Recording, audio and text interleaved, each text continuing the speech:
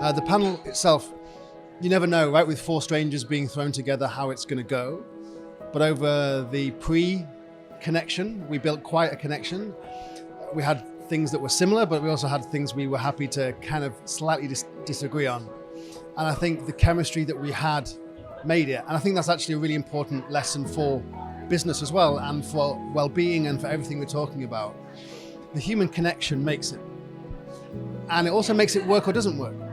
So in that respect, there's an element of, if you can create within your teams human connection and build that level of trust, then the team can create better things. And actually, I think we were a good example of that. We invested a bit of time in the connection, we did have a chemistry, and I really enjoyed it on stage.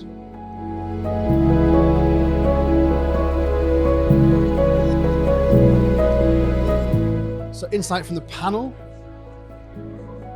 a really nice mixture between the belief that these things are important and the data to prove it. So it was great to hear from Sarah Cunningham that there's an increasing amount of data to prove that well-being has a return on investment. And I think we have to start there because our businesses are still fundamentally ROI driven, and that's completely fair enough. So the fact that we can start to prove that return on investment as opposed to just some people think it's a nice thing to do, that was huge. As well as, of course, the huge belief in the room and in the panel, it's not only the right thing to do, but I think we can instinctively see if people are waking up on a Monday morning and looking forward to going to work, their well-being is by definition must be good, at least better, and it's got to drive business results too, because people are just more productive when they're coming in that frame of mind.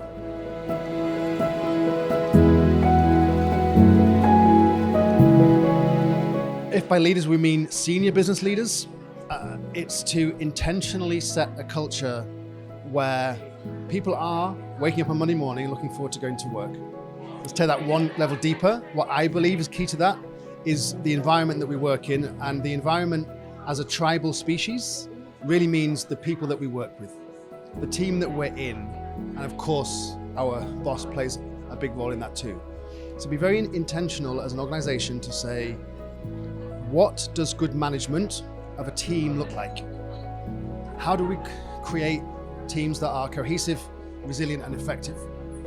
And then give every manager or team leader the tools and training to say, here's some things you can do to make that possible. So be intentional about, this is how we lead in this organization, and then support them to actually be able to do it as well. And I think so little time is spent focusing on the group, like on the us, and yet actually in our DNA as tribal creatures, the us is almost everything.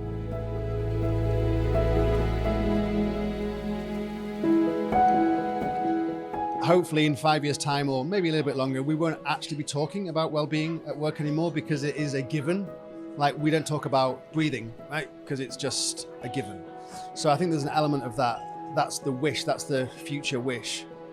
How to get there, I think, again, looking at the fact-based, results-driven element of it, so that it no longer becomes a, really, do we have to invest in that? But it becomes business critical, because we know for every pound we spend on well-being, we deliver whatever it is, 2, 3, 5 in return. So it's no longer a push, it's therefore a pull. And I think if we can do that, and then of course show the results, and show, as I think was also spoken about before by Sarah, if we can show the businesses that have better well-being at work outperform the market, outperform the NASDAQ and the Dow Jones, that's going to make a big difference.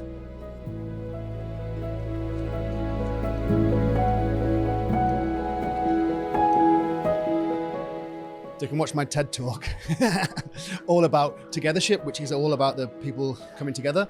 But if I step off my podium for now, there's a book called Brave New Work by Aaron Dignan, which is really good at making it concrete, not just theoretical. So I would definitely recommend that. And then probably there's a podcast called The Ready, which is also really good at talking about what makes those self-managing organizations in particular tick, because I think that self-management space is a space that will grow in the coming years.